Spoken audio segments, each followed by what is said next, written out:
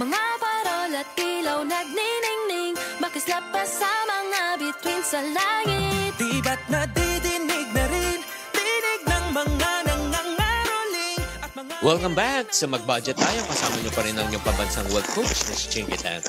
At ako pa rin po ang inyong madiskarte sa buhay na mompreneur, Mamo Tintin, Bersola Babaw. Napapanood nyo kami sa 1PH Signal TV, 1PH Facebook and YouTube channels. Nagsimula na ang negosyo ang ating madiskarteng kabudgetarian sa isang maliit na tindahan sa tabi ng kalsada noong panahon ng pandemya. Dahil laging sold out ng mga tindang lutong pagkain, dito naisipan niya mag-food tray business. Sa magandang negosyo raw ito dahil naisabay ng paghanap buhay at oras para sa pamilya. Mamu? Yun, kaya nga, dahil laging, nasa na ba tayo? Dahil laging, upang ibahagi. Upang ibahagi sa atin, okay. Upang ibahagi sa atin ang kanyang diskarte sa negosyo. Let's welcome on the show, the founder of FDRD's Food Tray Packages, si Feralie Ralios Dotusme. Hi, Feralie. Hello po.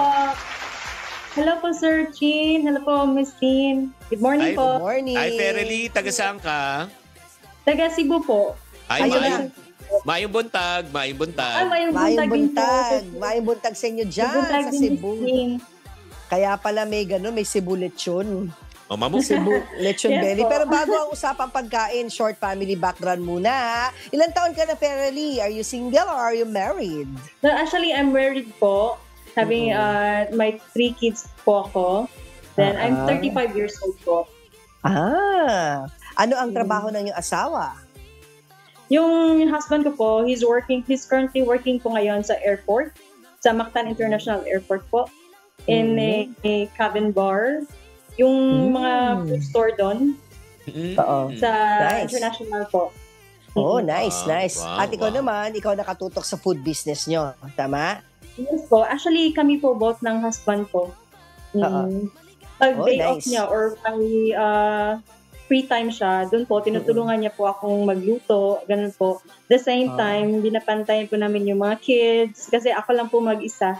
Nagbabantay sa kids, tas yung mga niluluto po for food trays. Pero bago ang present day business nyo, punta muna tayo sa business nyo nung maliit ka pa. Balita ko, yung maliit ka pa lang daw, may negosyo na kayo. Anong negosyo to? Yeah, when I was elementary po, yung mama ko, meron kaming maliit na karinderya, like small table lang po, na yung malalagyan lang mga 8 to 10 dishes. Yun lang po. Tapos yung mga customer po, mostly kasi take out, kasi wala pa kami noon na mga tables and chair para for dine-in. So yung mama ko, siya yung namamalengke, na nagluluto na madaling araw. Tapos ako naman, gigisingin niya ako pag tapos na siya magluto at pwede nang ma-serve sa mga customer kasi madaling araw po kasi usually yung mga customer namin kasi nagtrabaho sila sa mga company nearest ng bahay namin. So, natutunan ko po yung pagluluto from my mom po. Siya talaga naman. Oo, siya talaga yung by way of example, no? Madaling araw pa lang, gising na, nagluluto at naging katulong ka sa sa kanyang negosyo. Oo, di ba? Oo, good yan. Ito po kami magkakapatid. Yes, thank you po.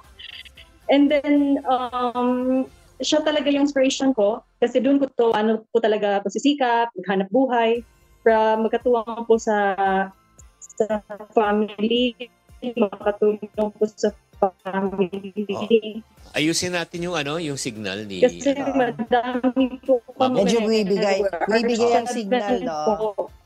Bibigay ang signal ni Feralie, kaya bigyan lang muna natin chance na ayusin ni Feralie ang kanyang wifi. Balikan natin si Feralie. Ang ganda nun, Chinky, kasi katulad mo, di ba, yung mga magulang mo, they were your mentors and good examples, kaya ka natutong magnegosyo, di ba, Chinky, coming from a Chinese family, di ba? Ganun din sabihan naman natin ako. si Feralie. Feralie, kung pwede, exit and enter Exit ka muna muna. ulit. Kasi yung signal mo bumabagsak. Correct. So let's talk about yung model ni Feralie sa pagnenegosyo ng nanay niya. Ikaw, Chinky, parents mo, di ba? Ako naman, nanay ko din. Kaya ako natutong magnegosyo, kaya marunong ako humarap sa mga tao at magbenta ng kung ano-ano. Yan ay dahil sa Mama Ching ko. I love you, Mama Ching. Kundi dahil sa'yo, hindi ako matututong magbenta-benta ng kung ano-ano. Ikaw, Chinky, anong pinaka natutunan mo rin sa parents mo?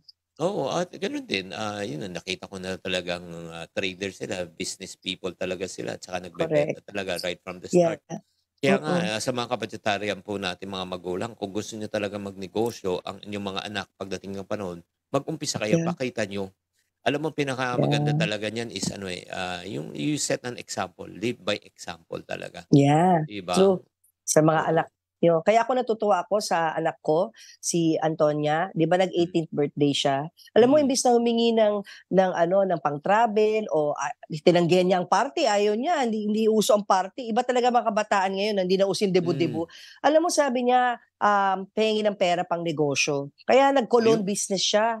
Oh, di may nag-order sa kanya 100 bottles of bottles. cologne, may 12,000 pesos siya. 120 Wow! pesos per bottle eh. Marunong magnegosyo si Antonia, nakakatuwa talaga. O anyway, andiyan yata si Ferely. Sige, Andiyan na sige. ba?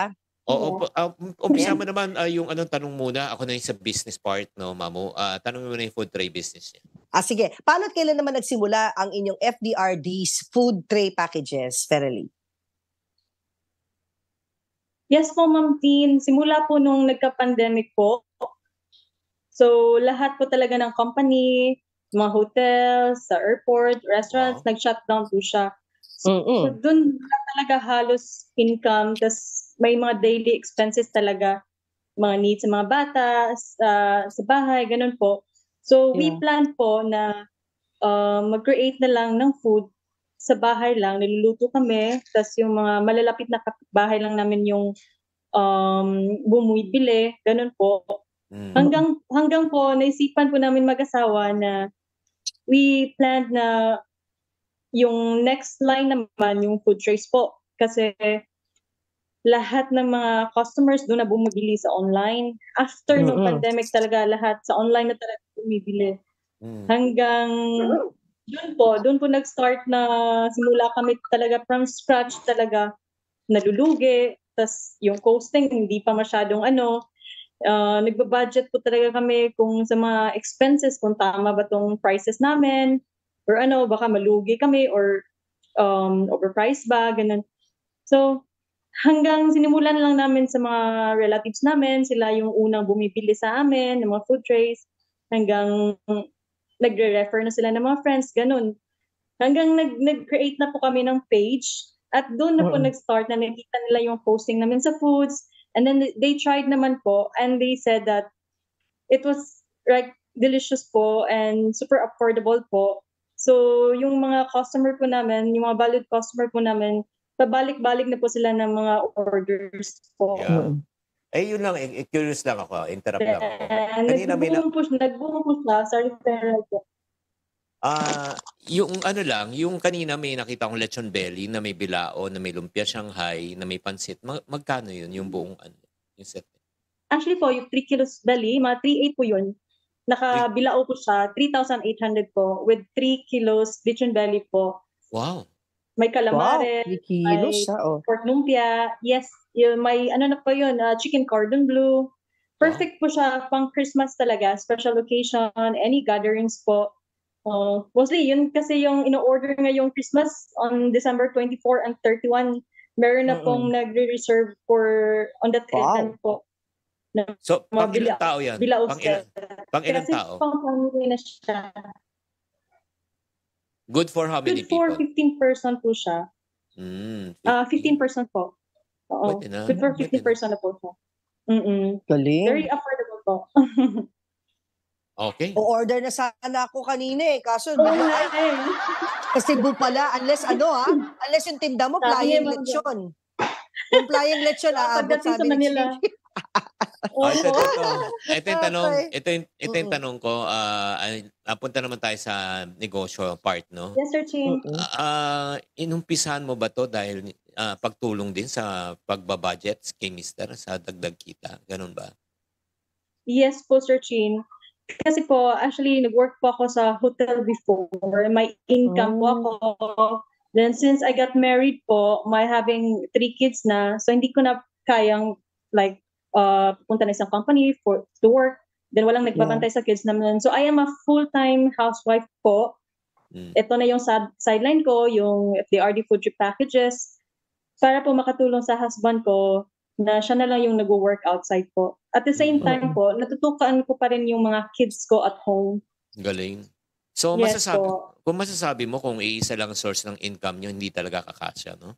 Hindi talaga po. Kasi sa sobrang mahal ng bilihin po ngayon, tas especially baby needs po, daily, diaper, gatas, ganun po. Sobrang mahal na po talaga ng bilihin. Sige, umpisa na naman natin. Magkano pinuhunan mo naman sa business na ito nung nag-start kayo? Yung first, lang po, 2,000 lang po pesos. Sa foods lang yun, sa Viand lang yun. Hindi pa kasama yung lechon belly, ganun. So, yung maliliit lang talaga ng mga food trays yung unang sinimulan po namin. Yung puhunan, mga 2,000, siguro, mga 10 dishes na yung magagawa mo doon. Until na niro-roll na lang po namin yung sales po, oo. Kailan bumalik ang 2,000? Kailan bumalik yung 2,000 pesos? Kailan nabawi? Ayun, may delay. Oo. Oo, Kailan delay nabawi? po. Yan. Kailan nabawi Yes, ang sir. 2,000? Lang po, siguro mga less than a week lang po. Wow, less than a week lang po siya. Kasi nung nag-start po kami, pinatry po namin sa mga relatives namin. Then after that, ilang days lang po, referral lang po ng mga friends din nila na try their food packages, ganun po. So, nabawi naman po yung puhunan at thanks God po, sumobra naman po. So, would you say yung ganitong mga food tray business, at least 50%? 50% ang pwede nating profit margin niya para sa mga tao nakikinig. 50% ang kita, ang ganansya. Yes po. Oo. Kalahati po nun. So ngayon, mga magkano na average na sales mo ngayon sa food tray business mo ngayon? On a monthly? Magkano na ang benta? Ano Mamo, po? Sir Mamo, Chin? ikaw na magtanong. Ikaw na magtanong, Mamo. Narinig, meron lang delay. May delay lang. Okay po. Delay lang po, Sir Chin. Magkano daw Ang benta ngayon? ang benta? Monthly sales.